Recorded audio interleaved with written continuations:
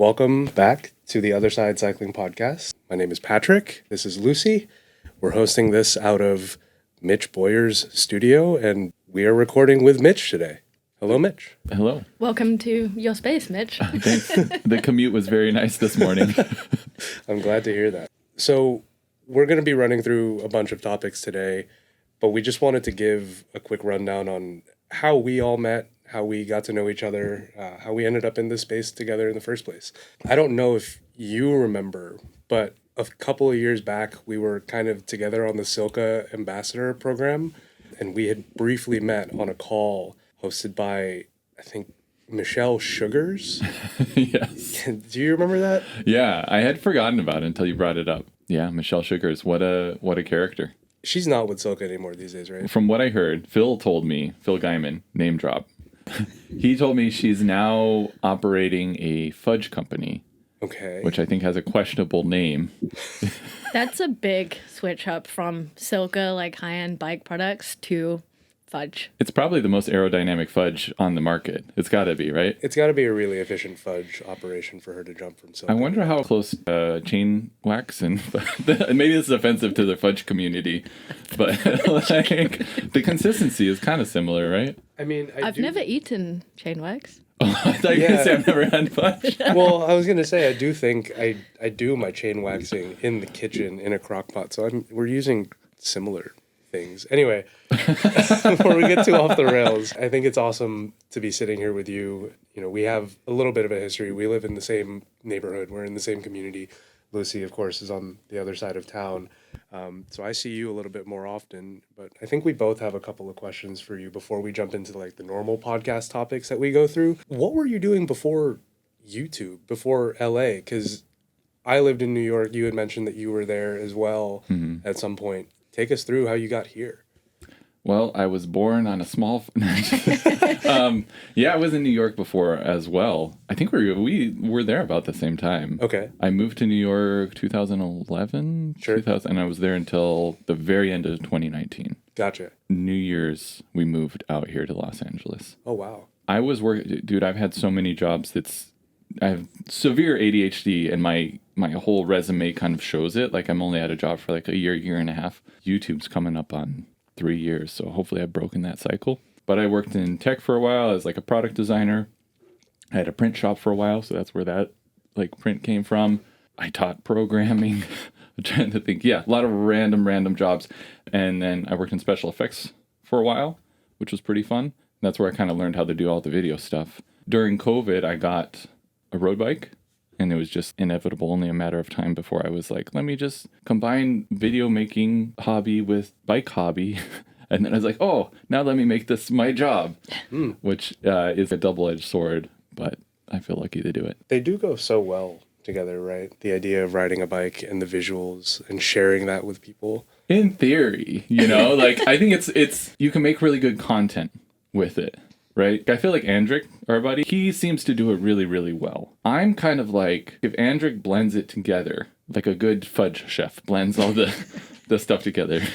I'm like, you ever see Swedish Chef on the Muppets? Yeah. Like that's my video creation process, just like chaos and combining everything. I think that's fine as well. Like, the world of cycling, YouTube media is really quite small in the grand scheme of things. When you think of the global YouTube space of, I don't know, cooking or gardening, or not that I watch that much of those things either. But I just know that the cycling YouTube media space is really quite small in this space for absolutely anyone. And I think that's a very cool thing about YouTube and even us making this podcast. It's like, you want to start and make a video about whatever you want, you can do that. And obviously you have to craft it to the audience and find the right people, but anyone can do that. You don't have to pitch it a TV company or a film company or whatever. You can go and make whatever you want. And I think it's cool that you have done that, because so many people think, oh, I could do that. And it's like, cool, go fucking do it. And like, go do it. And people don't, or they think about doing it. Maybe I'm speaking about myself here. It's hard. It's really hard. I think you do a great job at it. And Thanks. It's hard to find your niche. And I'm sure the niche changes. I know a lot of people's niches have changed, and that's also fine. I think it's cool. Yeah, thank you. I agree. There's so many little bits And I think anybody who's interested in it should do it and should try it, because one of the things I like about cycling, and LA cycling in particular, is that it's not a monoculture.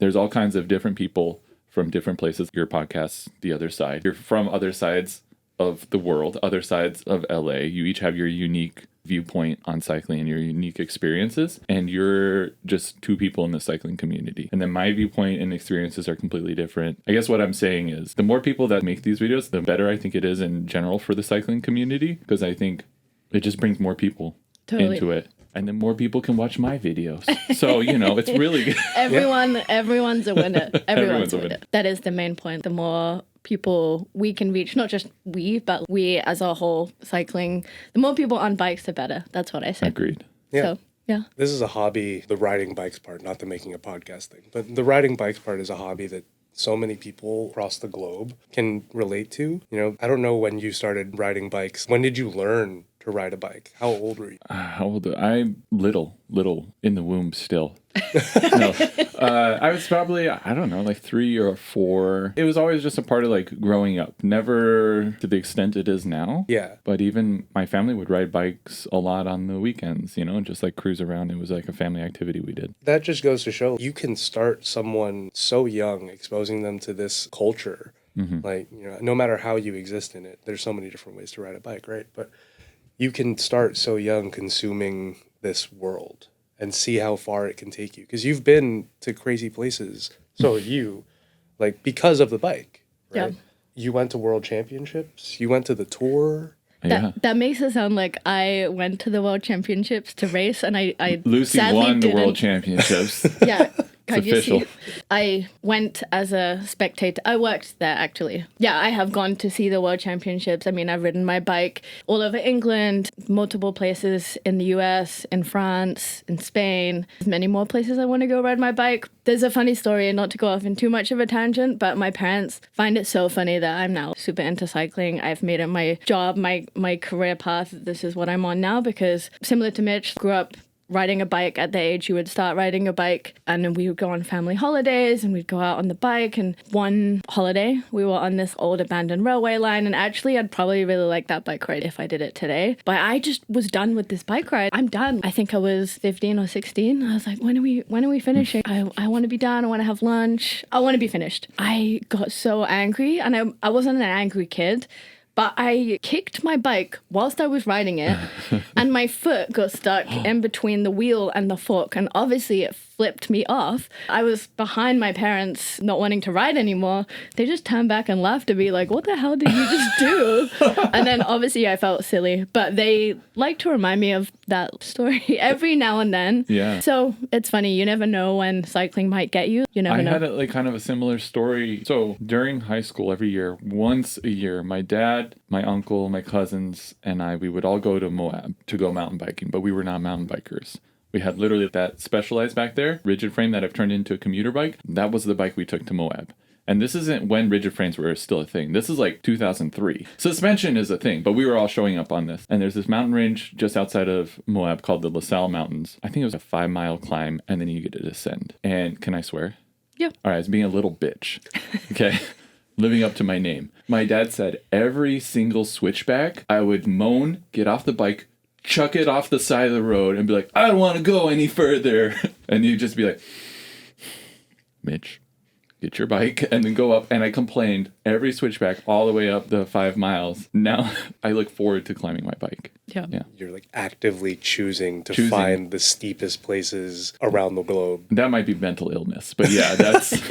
I'm not going to say that if we ever do go ride Los Angeles National Forest and I haven't eaten enough, I might still throw a little hissy fit there. Yep. I'm not going to promise that. It's funny. The turn's-tabled. The turn's-tabled. Yeah.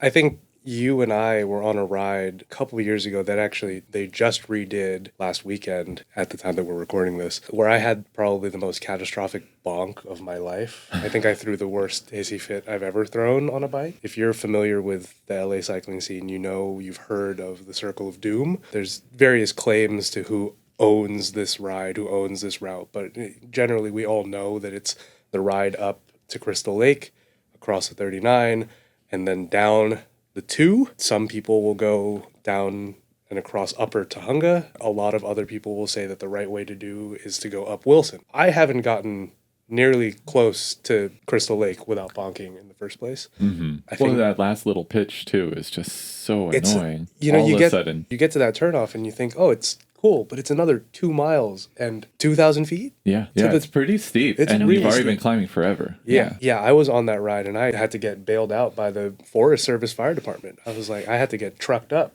because I cramped twice. It wasn't like I threw the bike at the switchback, but I like seized up catastrophically. And Wait, and you went back this last weekend? No. Oh, absolutely not. I need to handle that on my own time. Goodness. But the people who did, some people did the proper way, which is to go down and then do Wilson. That's insane. That is a 110, 120 mile day, depending on where you start. And you're getting over 11K feet of climbing. That's brutal. Have you done anything like that recently? Any epics? The closest thing I did to that, I just got back end of January. I did Haleakala. It's supposed to be 10,000 feet of climbing, and I did 11 because I took a wrong turn.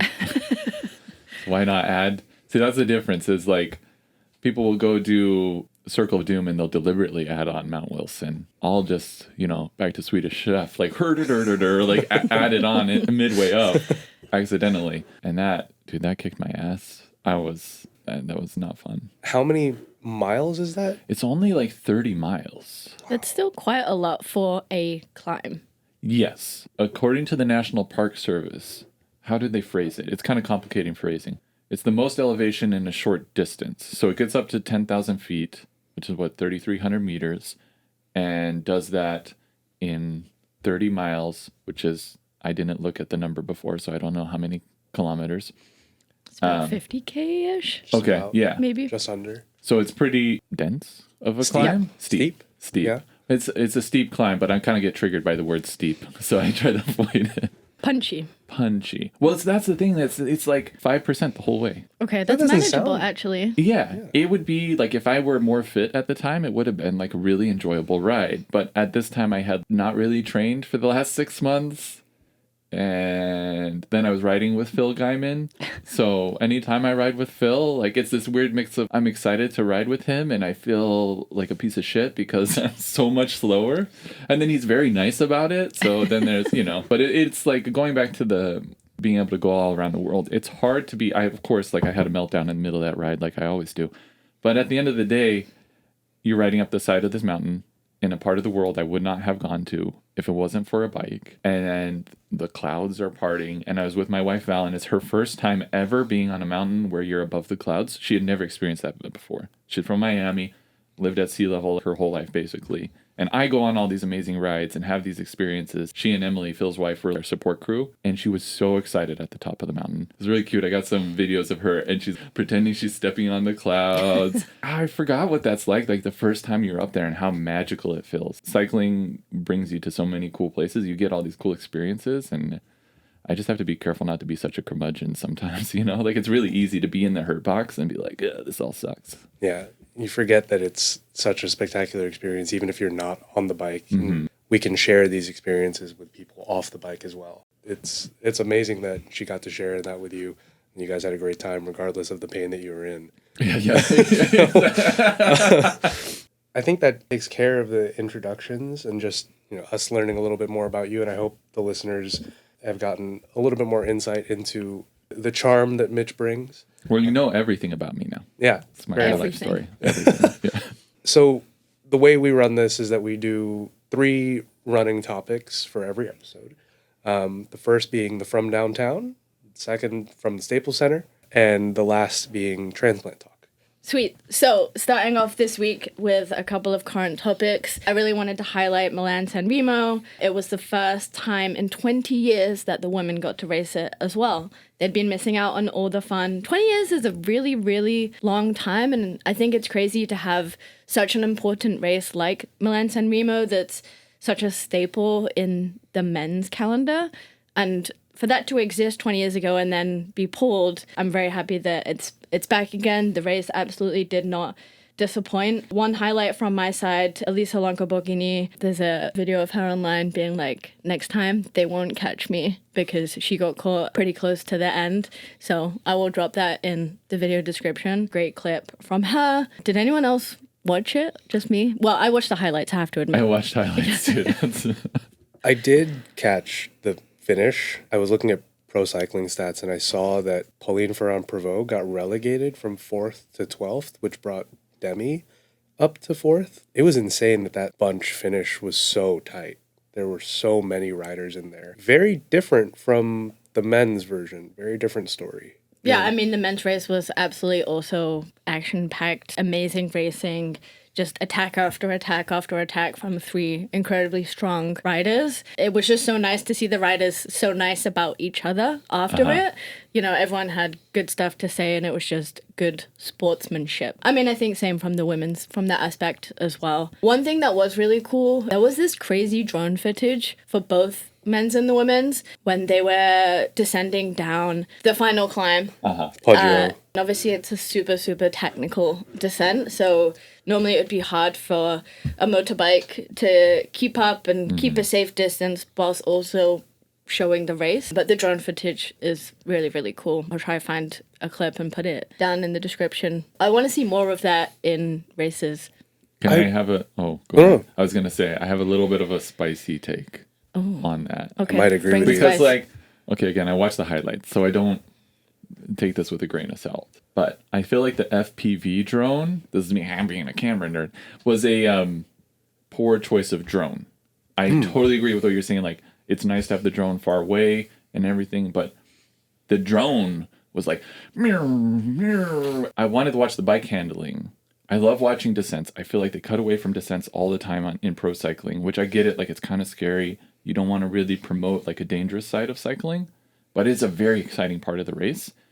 And so I was distracted by how much the drone was moving. I almost wish they had more of like maybe 2 or 3 like static drones or like a slow moving drone. And then just switch. I love the idea of a drone in it, but that specific implementation makes a cool highlight reel shot. But for the race itself, anyways, that's... I actually agree with you 100%. Oh, thank God. I was gonna share that same sentiment. I think the drone footage was a great idea, but I'm not sure if it was my internet connection when I was watching the live footage on max, watching the descent from the Poggio. It kept actually cutting back to the peloton chasing behind rather than staying with that drone footage down. There's a whole thing on how, my opinion of how cycling coverage is. Can I go on a little tiny rant? Yeah, 100%. Okay. Strada Bianche. When Tadej crashed, they weren't even filming him when he crashed. They were like on some fucking castle like they do. I'm not watching this race to get a tour of the countryside. As somebody who puts like tours of the countryside in his YouTube videos, You're I'm like, sorry. that's my job. Yeah, exactly. Back off. You definitely know who I am. But it's like a race. It's like, this was like a pivotal moment in the race. And I feel like this happens a lot in cycling coverage. It's hard. A lot of cycling is hurry up and wait, you know? But the fact that like they weren't covering the race leader in a moment when he crashed, that was a pivotal moment in the race. That's a major fail, in my opinion, by the race coverage. So, anyways, I have a lot of thoughts. I go on a huge tangent about all the things I think are wrong with race coverage, but I'm just a little YouTuber. Well, we talked a little bit about coverage of the cycling calendar in the first place and how, like last week on the podcast, it's really expensive and difficult to coordinate everything that goes on. I mean, there's a level of unpredictability with cycling. You don't know that that's going to happen, right? To not have a live feed going at any given time on the race leaders, when in other sports you can be watching footage overhead, you can be watching from behind the basket, you can be watching the broadcast view. Yeah.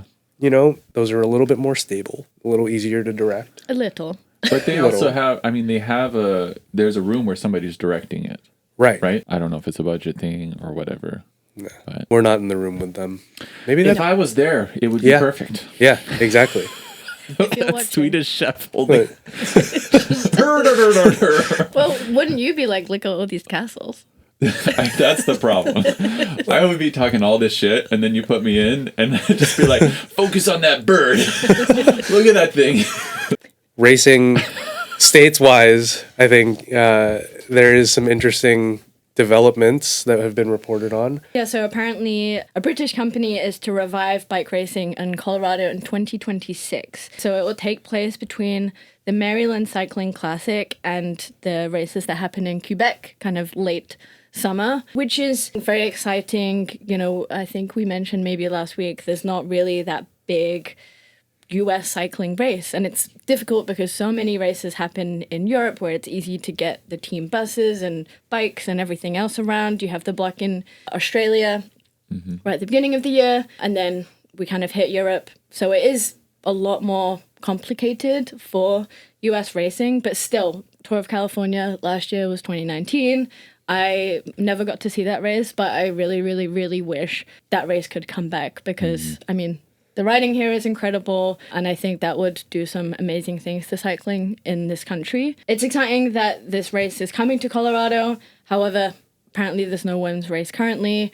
Maybe they will have time to bring it in, maybe if enough people speak out about it. So generally I'm happy, but I would really, really love to see some women's racing there.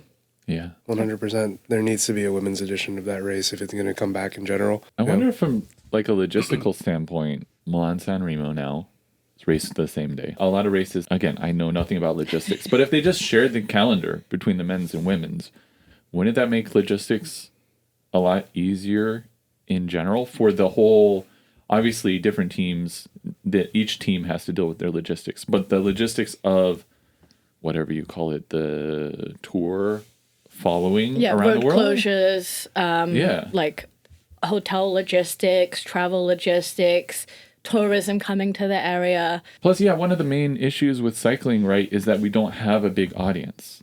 Yeah. And so if you're doubling the number of races by having a men's and women's race, you're increasing the audience. And it's shown that, you know, if you invest in women, it works. No way. Yeah. What a concept. That's crazy. What a concept. And also Colorado that time of year. I'm sure it's beautiful. You know, maybe you could do some of your scenery. Yeah, I could. So I got distracted because I was thinking about the Denver Nuggets, and I'm a Lakers fan, so I'm not a Colorado fan at the moment. Okay. I'd rather the Tour of California came back. Hey. But I got to get over that, you know. There's bigger fish to fry right now. We got to get a race in America again. Any North American racing would be welcome. I think right now the only world tour event that happens in North America is in Canada, the Montreal GP. Mm-hmm. But in 2026, Worlds is supposed to be in Montreal. And having that level of talent come to the States or North America would be insane. We need that because Tour of California, that's where Tade rose. And then you see Isaac Del Toro winning, and he's from Mexico. That is another, Western Hemisphere, North America, like, and I think any win for someone from this part of the world is something that we can all be really proud of. And to be able to highlight that talent on local ground, that's huge. That is absolutely something that we need. It's a global sport. Treat it that way and treat it fairly between men and women. It's that easy. I mean, I've seen it happen firsthand. I think the real catalyst of me getting into cycling as an adult was kind of in the Bradley Wiggins era in 2012. You had him winning the Tour de France and then launching straight in, it was like 2 weeks after, into the London 2012 Summer Olympics. And that's what got me. I was like, oh. Yeah. Just the cycling mania that was kind of coming to life in the UK. Because of that actually links very smoothly into my next point, which in 2027, it was announced last week that the Tour de France is coming back to England for both the men's and the women's. Round of applause for them doing things correctly. I just wanted to highlight that too. There's, I think, 3 stages for the men's and women's, starting off in Scotland. I will absolutely be there. I think you guys should come too. Have you ever seen the Tour de France? I have never watched the tour live. I've never been able to afford to go in general. I remember watching the tour on, I think it was Versus Network or USA. It was like one of NBC's like action sports, and watching Lance, obviously, but it's a whole different thing. For 2027, we have to go. We have to make it happen. Yep. Obviously, there are many more races in the season apart from the Tour de France, but I think as the pinnacle, that is something that you absolutely have to witness. So yeah, I'm personally very, very excited for that. You were at the tour last year? I was Wout van Aert's personal domestique. Wow. Okay. How many bottles did he go through? I only gave him one. That's all he needs. Yeah, I gotta go. And fudge. And fudge. Yeah. Here's your fudge, sir. Do you guys ever watch this? Oh man, what is it called? There's this guy, he's one of the meme accounts. I'm sorry, dude, I forgot the name of your meme account. But he has Wout Wednesdays. Oh my It's the goodness. most beautiful thing. He like simps for Wout. Oh my goodness. Hilarious. Who doesn't, right? I actually have a buddy who now lives in Korea. His name is JB. JB's son is named Wout. No way. After Wout van Aert. He is After Wout. He is simping for Wout. Wow. I wonder if anyone close to us will eventually name their kid Tade. Probably. I bet. Val was asking about that the other day for like Luca, because he's like on the Lakers now. Yeah. And then we started talking, and then she was like, "How's your buddy Wout?" Like she thinks we actually have a relationship. Literally, all that happened was like I was doing a bottle drop for the Visma team. They just had me hold the bottle. Yeah. And then I saw his Red Bull helmet coming, and I was like, oh my god, oh my god, oh my god. And then, you know, I may have like pulled the bottle away from some other Visma riders and then handed it to him. It was, I don't know, it's cool. I'm excited for going back to like racing in the US and in North America in general, like Del Toro. There's now the Matteo Jorgensen, there's Magnus Sheffield, Sepp Kuss. There's this opportunity for like a new generation of people to get into cycling. In the same way that for you were like Bradley Wiggins and everything. Like this is somebody that you can relate to from your geographic part of the world, even though I think we should all be more globalist, but that's another thing. But I think it's like cool is there's this opportunity right now. And just going and experiencing these things, like going and seeing these riders in real life made me feel more connected to the sport. Totally. But not everybody gets to go to the tour, right? So the more races there are for people in their area, and the more races with more people, both for like the men's and women's race, right? It just gets more people into it. You get that personal connection. You become Wout's BFF, and you're really into it all of a sudden. Yeah. Can you connect me? Yeah, of course. Cool. I'll put us on a group chat. Sweet. To kind of wrangle this back in, Yeah, you sorry. mentioned. Went way off on a Wout tangent. Well, there. you mentioned your. I went Wout there. Sorry. You mentioned your affinity for the Lakers. So let's bring it to the Staples. You know. Okay. I thought you were going to talk about Lakers. I'm like, the last two games have been really painful. Oh goodness. Don't get me started. I'm a Knicks fan, so I know. You know, I have a lot of. I issues. gloated to you the day that we beat you. It and hurt. The universe has punished me since then. It hurt a Comes little back bit. around. It does.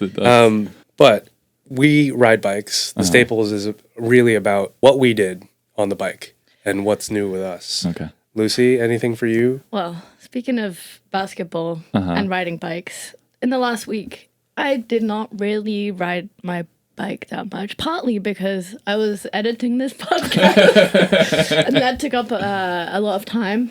I can imagine. Yeah. However, I still love riding my bike. I will get back to it hopefully today or tomorrow. But speaking of basketball, I have been fully invested in March Madness. I know this is a cycling podcast, but I just wanted to highlight this because it's just been on my brain.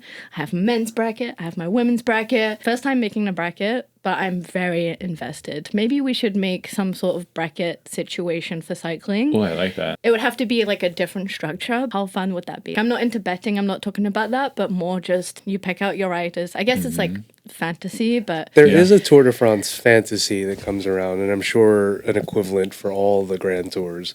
But do you mean like season long or? I don't know. We could workshop it. Yeah, it could be for just a month or a couple months or a grand tour or whatever it is. It could be cool. It could I be like cool. it. I think it's a good idea. Someone make it happen. And if it's popular... Somebody else do it. If it's popular, Lucy did it. Yeah, it was thank you. There we Lucy's go. idea. Take credit, yeah. I would just like to gloat. I had a perfect women's bracket for at least 24 hours, which I feel is pretty good because anything can happen. And I was in all my group chats, look at me. And until yesterday, I was still in the like 99.6%. Wow.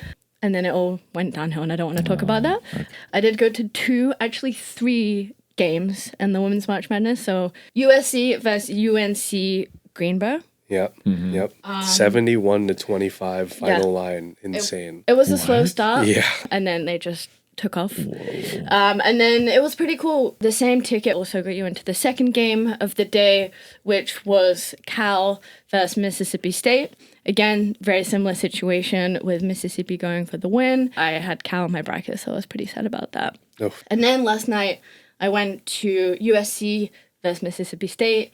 It was such a good vibe, apart from when Juju Watkins was injured, and it was really horrible to watch. We don't have to dwell on that. Obviously, sending love and healing vibes to her. Her season's over, very sadly, but I'm excited for her to come back because we know how good she is, and I think it brought so much more emotion from the crowd yesterday. Like, the crowd was already amped up, but after that happened, it was next level. And USC still won. Yeah, USC still won, and it really showed that obviously Juju is amazing, but the rest of the team is also very talented. That's my bit about not riding my bike. But I love it.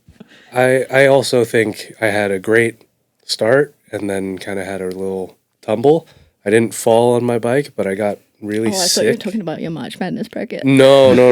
The kind of similar vein. March Madness, I rode quite a lot this month, and it finally caught up to me. That feeling of overtraining. You might still hear it in my voice a little bit as we're recording this, but I got that kind of flu-like punch in full body chills, the fever. Felt sick over the weekend, and sadly, we had the nicest weather we've had all month. I think all year in LA. We're hitting the 80 degrees threshold now, and it's just springtime. Mitch, feel free to not talk about this. Tell me whether or not this is still the steel bike, right? Yeah. Are you going to the tie bike next? The tie bike will be next. Okay. I'm really enjoying the steel bike. Okay. Unlike you guys, I rode my bike more than I have in a long time this last week. Okay. And I think the steel bike is part of the reason. Yeah.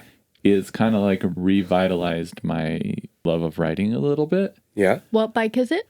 Oh, thank you. Sponsor plug. So, Rita, they're lending me this steel frame road bike. It's their Phantom. I'm doing this video where I'm using the same components, like literally everything. Same wheels, same tires, same drivetrain, same handlebars, same seat post, and just switching out this frame. And so I did it with their ultralight carbon frame. Now it's the steel frame that'll be titanium, and then we'll do their regular carbon frame. And then do you get to keep whatever you like? For the year, I get to pick what I'm going to ride for the year. That's the ultimate. It's so nice. That's the ultimate experience. Yeah. If only that could actually happen in real life for everyone. So you get hard. to just test ride everything, and then you're like, cool, this one, please. I've become so desensitized to like how lucky I am as a YouTuber. I've become a little bitch because I'm like, yeah, why doesn't everybody do this? Like, why doesn't everybody have a mechanic switch out all the components like every single week from one bike to the other so they can pick what they do? Yeah, it's very. I feel very lucky to do it, and then I don't know. I feel the pressure of making a good video to help people understand, and then I realize again that I'm not a bike reviewer.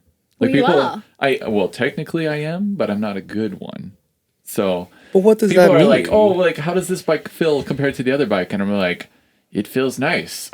It's not. I'm trying to learn how to articulate my feelings more in life and on the bike, and it's difficult. It's giving me a lot of respect for bike reviewers. But so far, the steel frame does feel more compliant. That's a buzzword you're supposed to use. Bing. It doesn't hold its speed as well on Is the that flats. Potentially aero, like Yes. on the a little. I think because it's a little less aero, and it's really fun to ride. But Yeah. maybe this is the bike review that we all need, rather than, oh, this bike got 40 seconds faster over 40k an hour in the wind tunnel. Who is riding I at... shouldn't have taken it to the wind tunnel. Just kidding. I completely agree. I mean, that's what I hope. Yeah. That's my bet, right? Is that there's enough people who are very technical with their reviews that hopefully I can provide a little value. And the way I kind of look at it, do you guys ever watch MKBHD? Sometimes. Yeah. I mean, the dude, I think the thing that makes him most valuable is his consistency as a reviewer. And so I may not always agree with every point he makes, but I know where he stands. Yeah.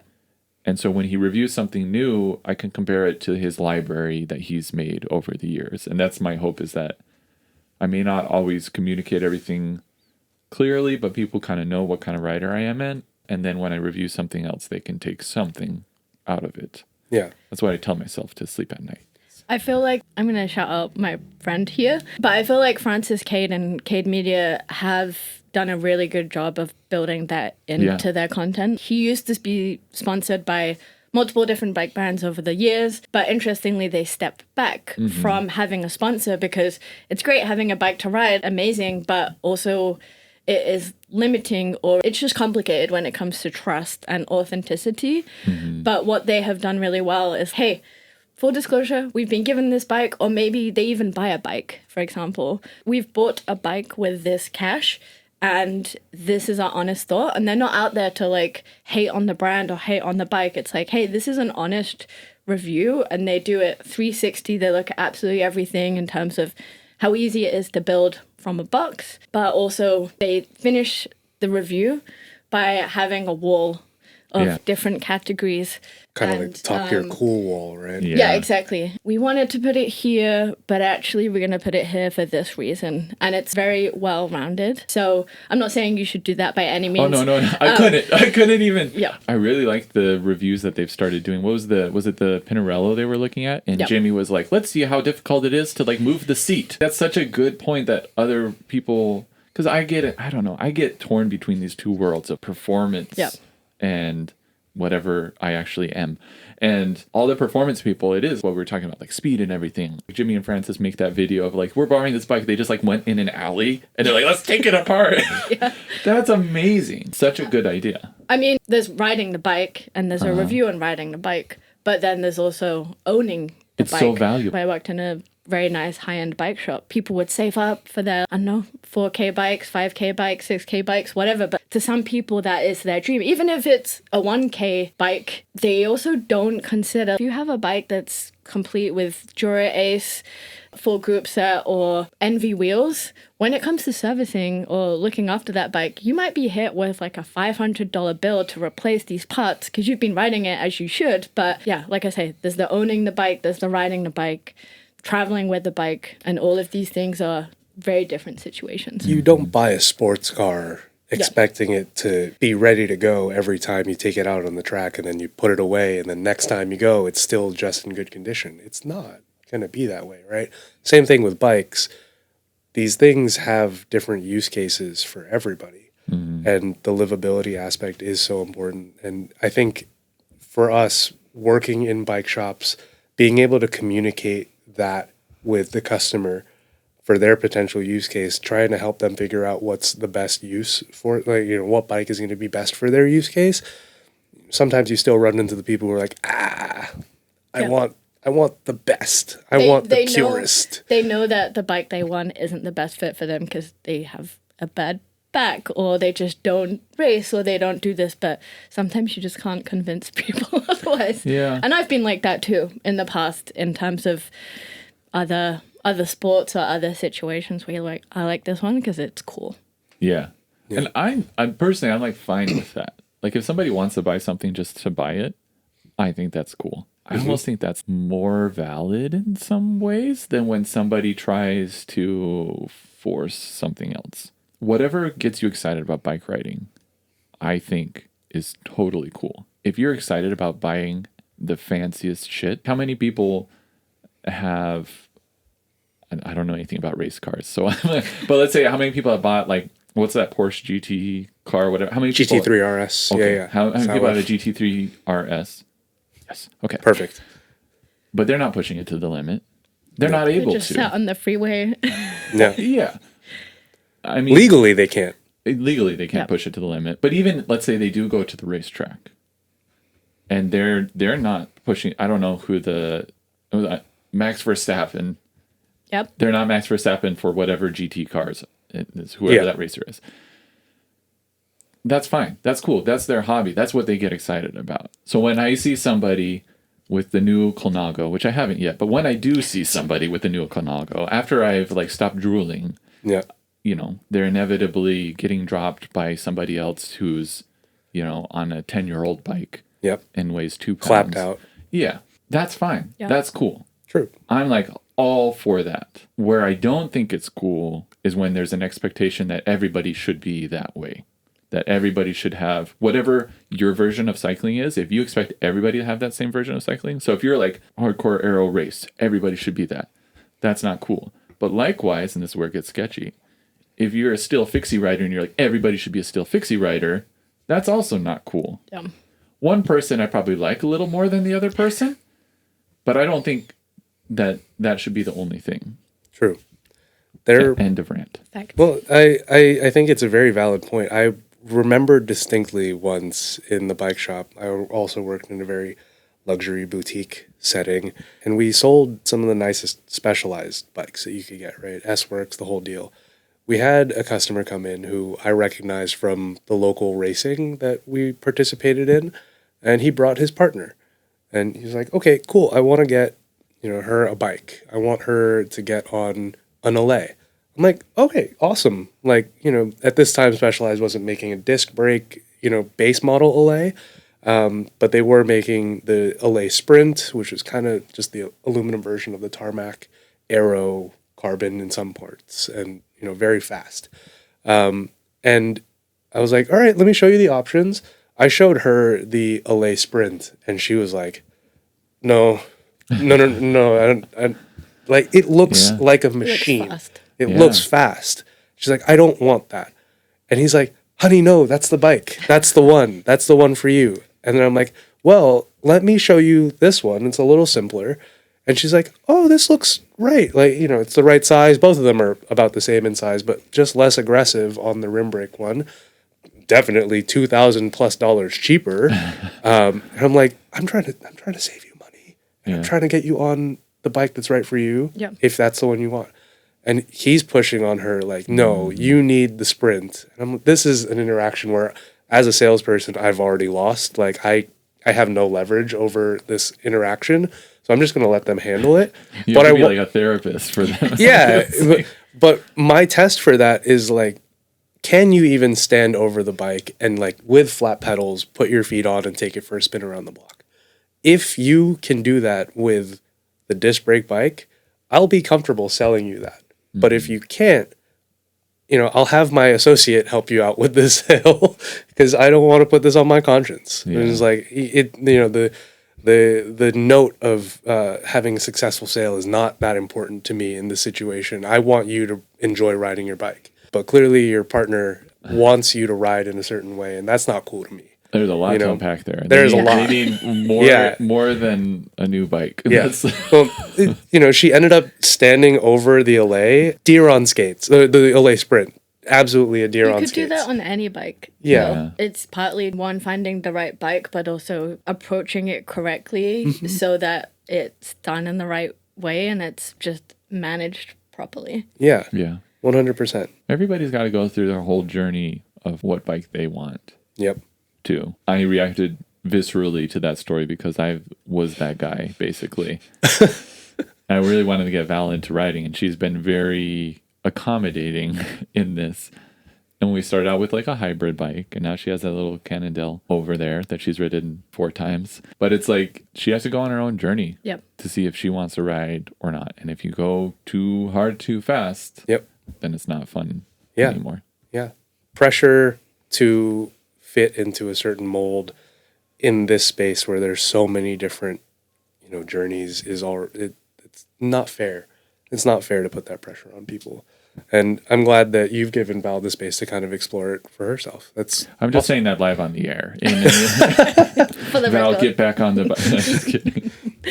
That goes back to what we were talking about earlier, wanting to share these experiences with your partner and like the people around you. And the easiest way to experience cycling together is to actually just go for a bike ride together. It's very critical to be able to enjoy that part of the journey. Mm-hmm. If she's more comfortable just riding alone by dropping you, even better. If she ever trained, she would end up dropping me. I know Miami cyclists are really fast. She's just like naturally strong. When she was on that hybrid bike, we were cruising and she was in the front. Like I'm just like playing wingman, like making sure nobody comes around her. So I'm like riding behind, kind of to the side, not cross whaling, okay, but you know. Good. And she was like on this hybrid bike doing 15 miles an hour, really wide flat bars, clothes are flapping in the wind. Not aero. Not aero. And I was like, oh, we can slow down if you want, because I know like 15 miles an hour with all that going on. If I were doing 15 miles an hour with all of that, I don't know, that'd be like 250 watts or something. Yeah. And she's, oh, no, I'm fine. We can go faster if you want. And I was like, what?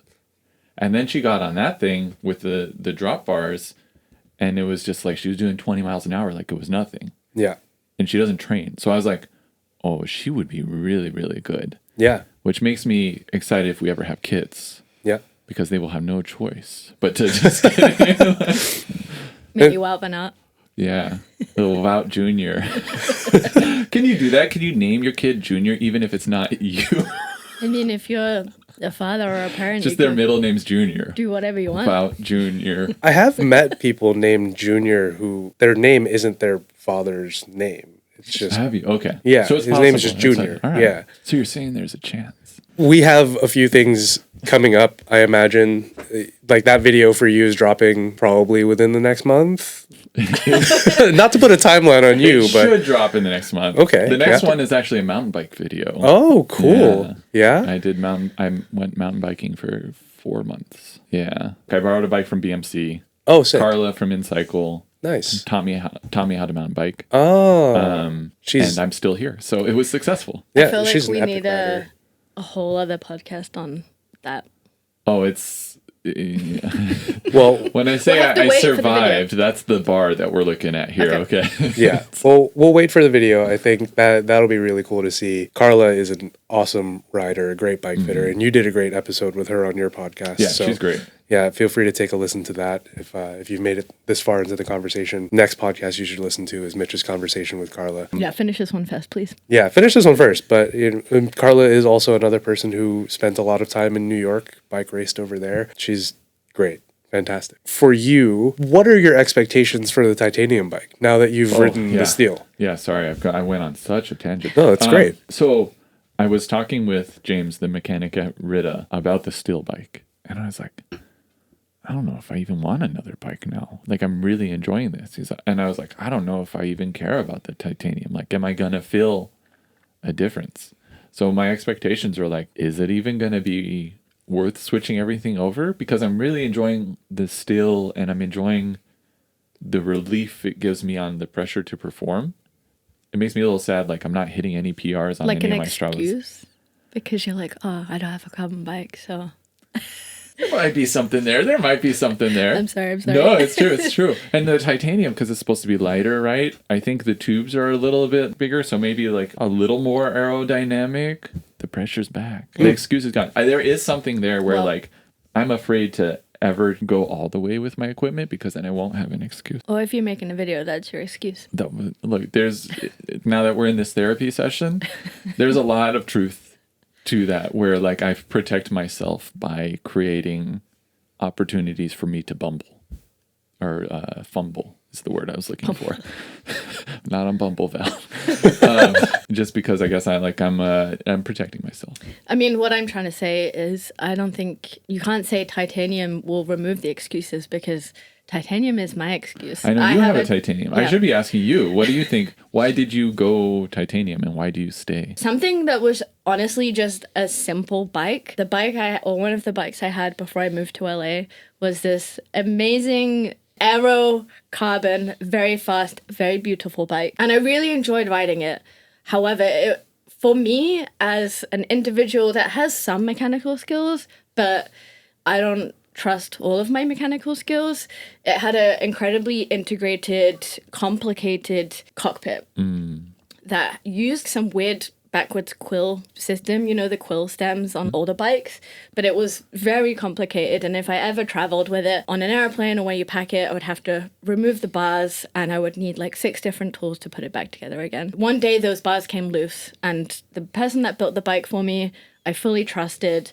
He was one of my really, really good friends and the bars were just loose. And I think it was just down to them coming loose over time through vibrations. And I don't know, maybe this is my error for not checking it every now and then, but still, like, as a consumer, it kind of stressed me out and I was like, this is scary. So moving on from the fully integrated, I wouldn't say over-engineered, because I think for pro cyclists or for racers, or if you really know what you're doing, it's great. But I was very excited to just have a bike that I could look after myself. And it's funny because now the brand my bike is from have some very nice integrated bars and system, which I think is still a lot less complicated than what I had before. But they're beautiful bikes, and maybe I'll switch to that at some point. I just love the simplicity of titanium. I love that if I was to fall over, or my bike was to fall over, or it got damaged in transit, or I dinged it,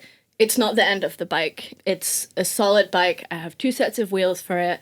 It's super versatile, and it's so fun to ride. And they really found the balance of off-road and on-road, and you're not compromising. I used to have a cyclocross bike that I rode all year round, but it definitely, you were compromising if you were riding it on the road. It just wasn't as good with smaller tires and stuff. Yeah, with my Blackheart, I just love riding that bike, and I've had it nearly 3 years. Maybe 3 years? Nearly 3 years. It's just a solid bike. So your wheels, you have like a gravel set and a road set? Yeah. You're doing the one bike to like... Roll them all. Yeah. Well, I have another bike. It's a fixie, so it's different. It's different.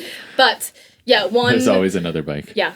One solid bike to roll them all. And yeah, it's super easy. Just switch the wheels in and out.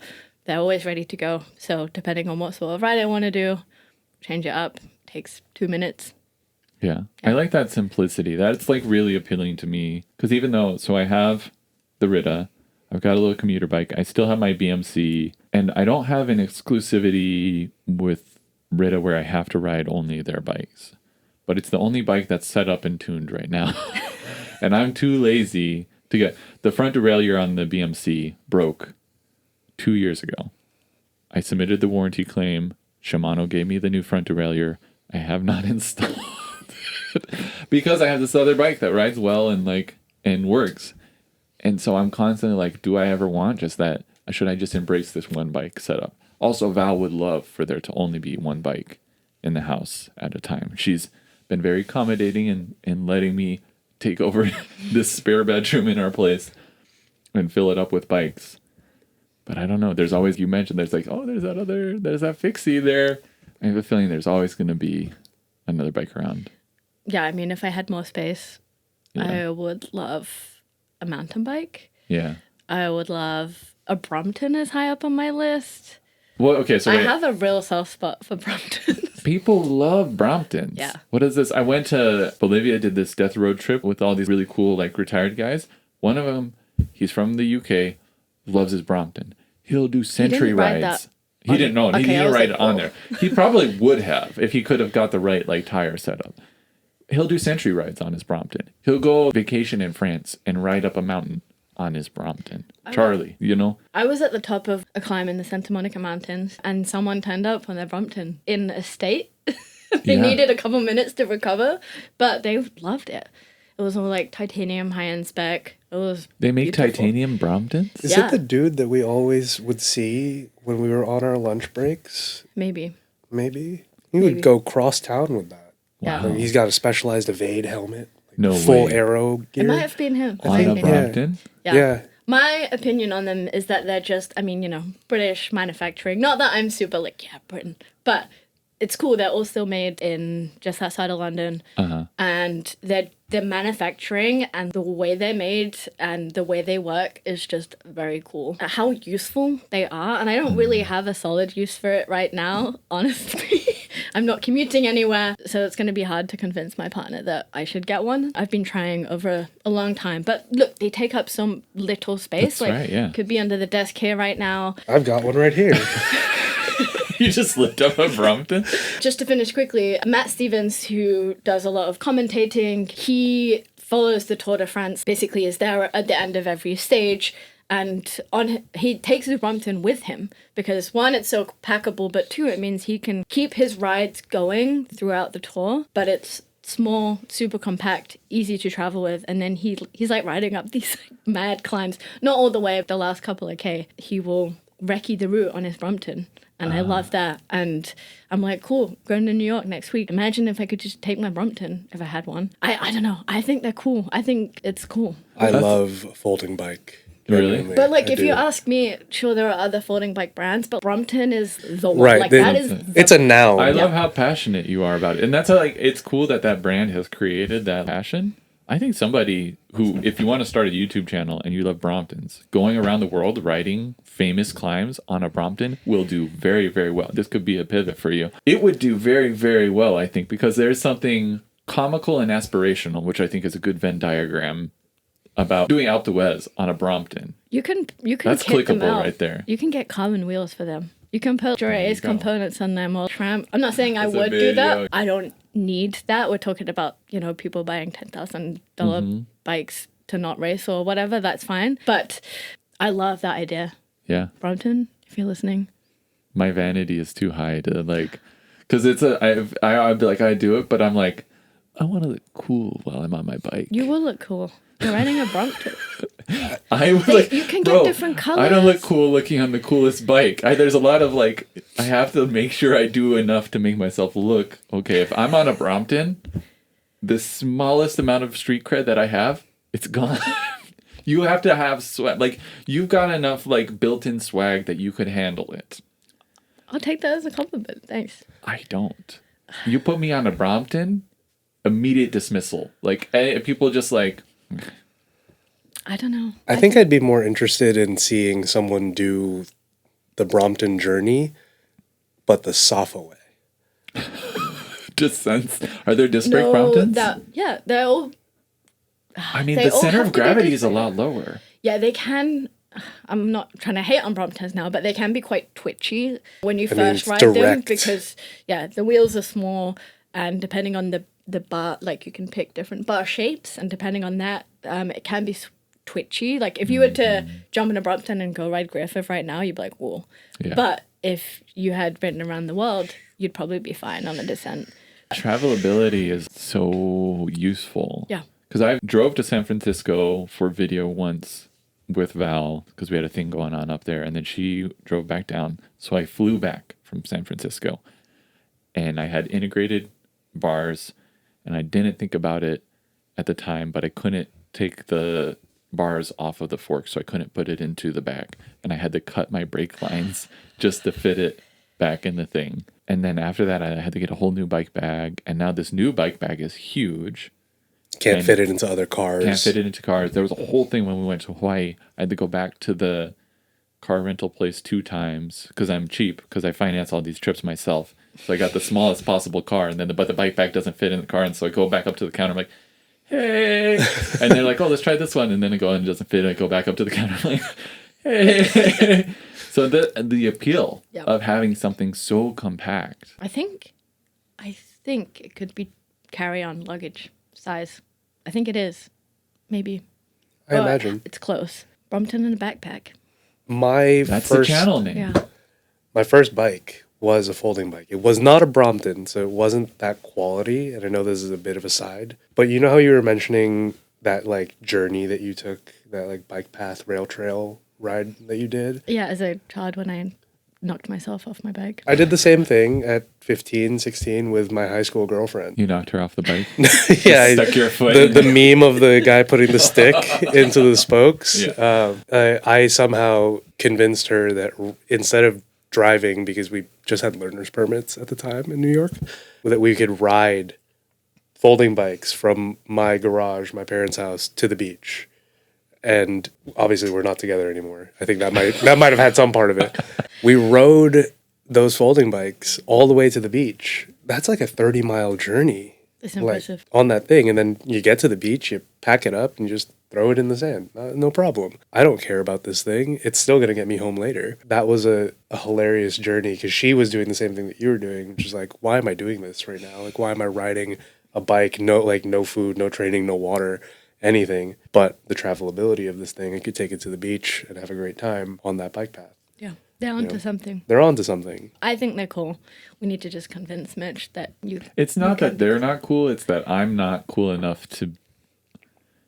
How do you describe it? I had an analogy in my head and then I completely forgot about it. But you know how, like, There are things that are so uncool that they become cool if the right person connects with them. Yeah. But until the right person connects with them, they remain uncool. I don't have that like ability to lift a thing into the cool. If anything, I pull things down with me, you know? I can't swim well, and so if the lifeguard comes to save me, like I'm pulling the lifeguard down with me. And that's the danger. So Brompton wouldn't want to work with me because they'd be like, oh no. Here we go. Well, I think that this idea of the Brompton and the places that it'll take you brings us really cleanly into the next segment, Transplant Talk. Lucy, you've got a little trip coming up, and you already kind of mentioned that you're going to New York City. Bringing a Brompton would be cool. What would be cooler, though, is if you just hopped on a city bike, I think, because that way you don't need to travel with a bike. And that's a really accessible tool out there. And Mitch, did you ever ride city bikes in New York? I did, yeah. Did you make it cool? No, but I made it work. Yeah. So I rode like I had a fixie bike for a second. Sweet. And then I didn't know how to maintain my bike. I didn't oil my chain. The chain rusted. I got a flat tire. And I just was like, okay, it's done. And I put it like in the closet. Like this BMC of it. Yeah, exactly. I haven't changed at all. And then I started riding city bike after that. Yeah. Ride other people's bikes. That's the secret. Exactly. Yeah. And then I realized this bike rides even worse than my bike. It might not be that experience for you. I feel like maybe with the investment that they've gotten, that it would be a little This bit was better. before they had the pedal assist bikes. Yes. So this is the like 500-pound tank city bike. Yeah. Getting around New York City, I think you should try riding a city bike at the very least. I want to send you on a few missions, but I know that you have limited time out there. But riding a city bike, maybe in Prospect Park, doing just a lap or something, or, you know, going to meet up with some friends, Set a little PR. Yeah. Well, see what PR you because can do. I've never ridden it before. You Maybe I'll just assign gotta you a go segment. 2 times, and then Strava will give you'll get your PR and your second place time. Yeah, perfect. Win-win. Strava hack. The city bike through the city that's a lot of city in one sentence, but it's a really great experience, and I think it is a cool way to experience New York if you aren't traveling with a bike. One thing I learned working in the bike industry in New York is that the bike rentals are not a thing the way they are in other cities. Road bike rentals? Road bike specific. I know Rafa does it with their RCC. You have to be an RCC member to do that. But, you know, you can get a lot of hybrid bikes and those kind of like park hopper things that, you know, they're a bit of a scam. I would not recommend doing that. City bike is just like, what, $275, just like basically like swiping for the metro if you actually do swipe for the metro. But yeah, go ride one of those. Mitch, do you have anything that you would want to see Lucy do that brings you back to your time there? Well, now I wanted to just bring a Brompton and just cruise around. There is a Brompton store there. Maybe rental Brompton. Talk to Brompton, hook Lucy up. I don't know. Whenever I think of, so I haven't been to New York. I haven't been back since I moved here. So it's been 4 years. Yeah, it's been 4 years. 5 years. 4.5. 4.5. Maths. Sorry. Yeah. Quick maths. I always think of there's this donut shop I used to live next to. It's called Peter Pan Donuts. Okay. There are 2 things you have to get there. I'm writing it down. Okay. One is for Val. They do this smashed bagel, which is kind of like blasphemy for a lot of people. Smashed bagel. Describe They've taken a bagel. Yeah. And they flattened it. Okay. And then they heat it up so it's like kind of crispy. Okay. She loves it. You get it with cream cheese in the middle. I don't know about this, but I have to say that because maybe you'll like it. I could be down. I'm more of a savory person. Well, you can get a savory bagel. Because the other thing you have to get is their cake donut. I'm a big cake donut person. Okay. Which is kind of controversial in LA because it's a lot more of the traditional donut here. Yeah, the Yeasty Boys. It's like a dense cake donut, man. I don't know. The Yeasty Boys are bagels too. That wasn't a plug. That wasn't a plug. So anyways, Peter Pan. Okay. Definitely worth it. It's Greenpoint Ave in Greenpoint. Cool. I can vouch. I would occasionally end a ride at Peter Pan before heading back to my apartment in Queens. Honestly, one of the best shops. Yeah, for and it's donuts. it's a very cute atmosphere. Like it's like an old school coffee shop. It's all handwritten, like menu on everything. If you get the coffee and you drink it immediately, you will get 3rd-degree burns on your tongue. The cup doesn't insulate. It's all part of the experience. It's all part of the experience. Okay. There's always some old Polish person that's lived in Greenpoint their entire life paying with like just pennies and at the counter. Like it's a great experience. Awesome. Yeah, I'll add it to my list. When we first met, one of the things that you wanted to show me on your side of town was your favorite sandwich shop, Bay Cities. Yeah. I liked it. I think it was pretty good. Whoa, whoa, whoa, whoa, whoa, whoa. But That's not the. it's not the reaction you energy wanted. I Well, the Help me. reason is I want you to go see this place. I'm sorry. The way you talked about that sandwich, you were like, it was like if your mom had given you like vegetables to eat for dinner, and you're like, yeah, I liked it, Mom. That's fine. We're talking Well- about Bay City, so you're talking Well- about the godmother. Well, this is what I'm trying to tell you. You need to try the shop that was my local shop when I lived in Astoria. It's called Sal, Chris, and Charlie's Deli. I don't know if you've ever been. I haven't, no. It's at the end of the N train line. Hands down, the best sandwich shop that I've ever been to. And I've been to quite a few, including the one that you showed me, and I liked it. I'm not saying anything ill about Bay Cities, but Sal, Chris, and Charlie's, you'll understand why I have this energy towards any other sandwich shop once you go there. I recommend bringing cash because I think if things haven't changed, it's still a cash-only institution. And be prepared to share the sandwich because for $15, you've got a sandwich about yay big. It's 3 feet. Do they do like kids portions or something? You can get a half sandwich, but that's still a full sandwich. And the That's bread girth 7.5 doesn't change. feet. Yeah, exactly. The kid sandwich is a 7.5-foot sandwich. It's bigger than a Brompton. It is. It Quick actually around isn't a plate. carry-on size sandwich. It's not carry-on. But those are the two things I really want you to do. What is the order? Well, I go full custom because I'm a diva. Okay. I asked for their house bread. I'm telling you, you go in there and you look at the loaf. You're like, am I gonna be able to finish even one of the ends of this?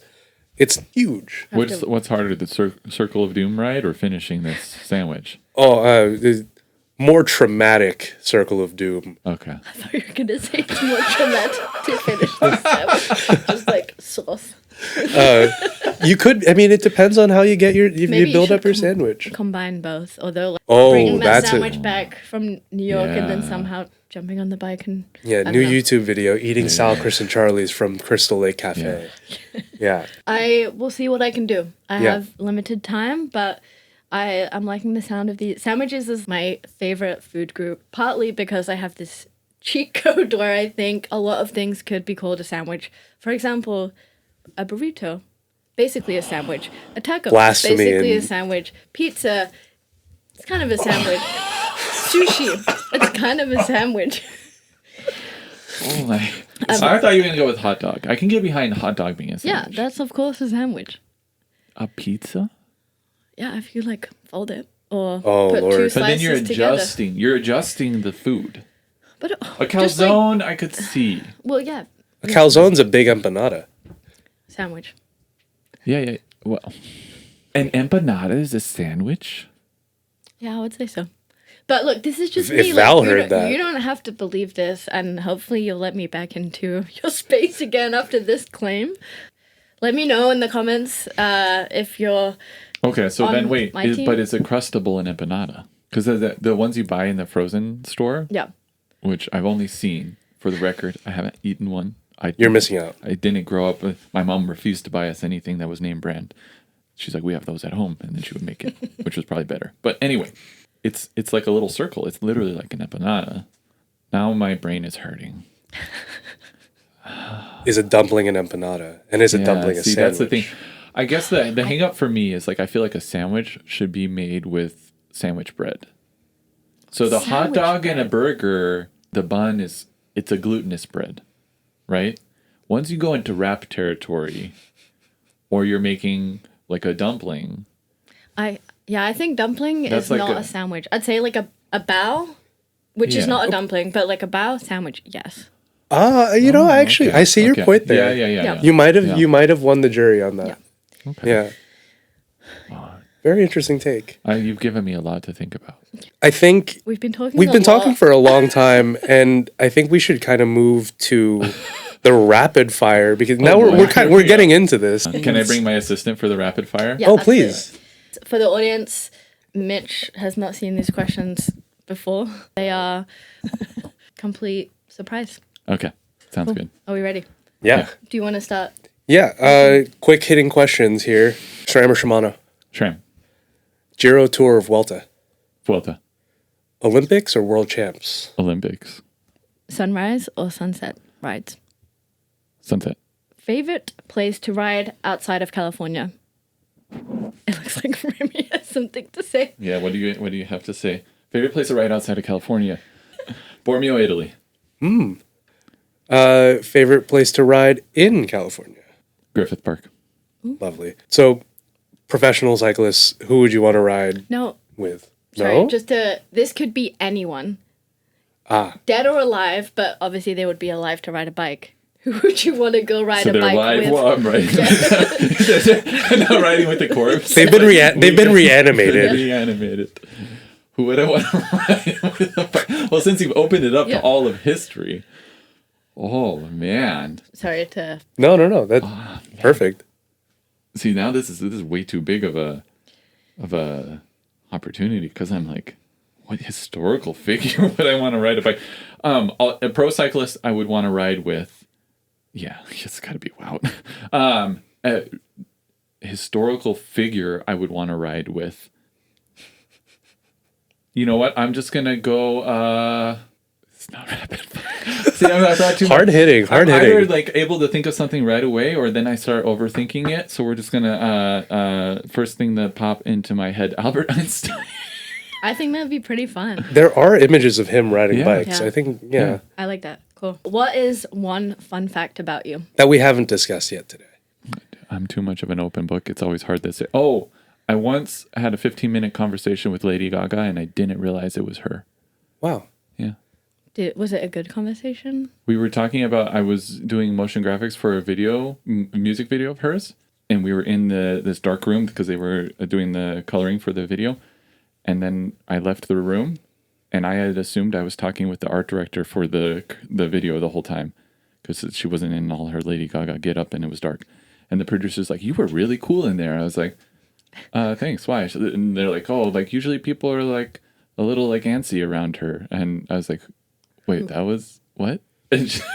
Was she an agreeable personality? Very agreeable. That was Huh. a part of it. She was not a diva at all. She like valued my input. Like she's like, "Okay, this is what I'm thinking," and I was like, "Well, actually, like if we do this, it will look a little bit better." We were just doing. It was just like a title sequence at the beginning of this. It's her like GUI video guy, like, and she was very collaborative, very friendly. Let me like do my job, but then had valuable input. I love that. Awesome. That's awesome. Yeah. Comment down below if you want Lady Gaga on the podcast. Mitch has connection. I'll call her up. Yeah. She's on the group chat with me and Wout, actually. Amazing. What would your fan club be called? Bumbling Bumblers. Nice. Swedish Chefs United. I was gonna say.